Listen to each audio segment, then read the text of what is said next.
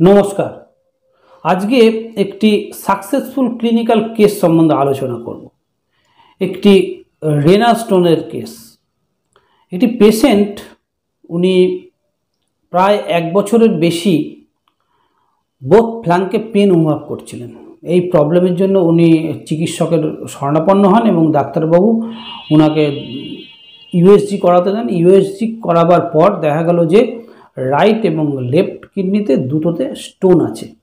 एकटी hello middle पोल और एकटी हलो आपार पोल। दुटोई साइज प्राय 4 mm एर बेशी, एकटा 4.3 एकटा 4.5।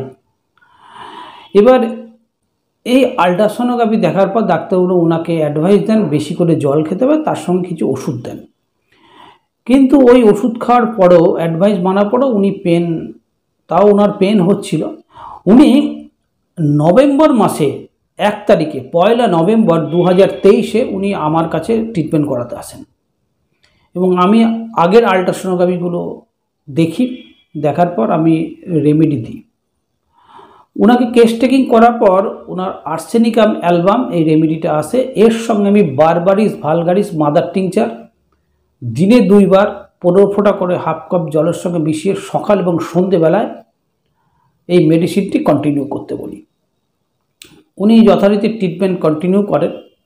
পেন ধীরে ধীরে ওনার কমতে শুরু করে।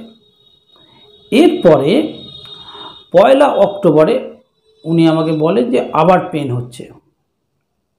ওনাকে কেস টেকিং করলাম। ক্রস কোশ্চেন করার পর ওনার একটা লিউকোরিয়ার হিস্ট্রি আমি পাই এবং আদার সিমটম থেকে থুজা অক্সিডেন্টালিস 200 প্রেসক্রিপশান করি। তার সঙ্গে berberis vulgaris mother tincture continue করতে বলি।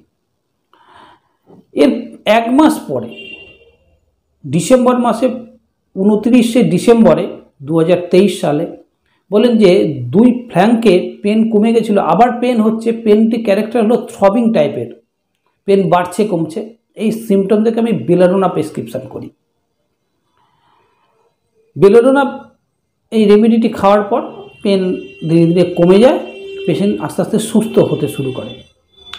এবার আমি ওনাকে অ্যাডভাইস দিই একটি ইউএসজি করে আনুন, কারণ ইউএসজি ছাড়া তো আমি বুঝতে পারবো না আপনার তো কিডনিতে স্টোনের অবস্থা কেমন। যে পাথর হয়েছিল কিডনিতে সেই পাথরগুলো কেমন অবস্থায় আছে, কেমন আছে। উনি আল্ট্রাসোনোগ্রাফি করে আনেন জানুয়ারি মাসে 23শে জানুয়ারি আল্ট্রাসোনোগ্রাফি নিয়ে উনি আমার চেম্বারে আসেন।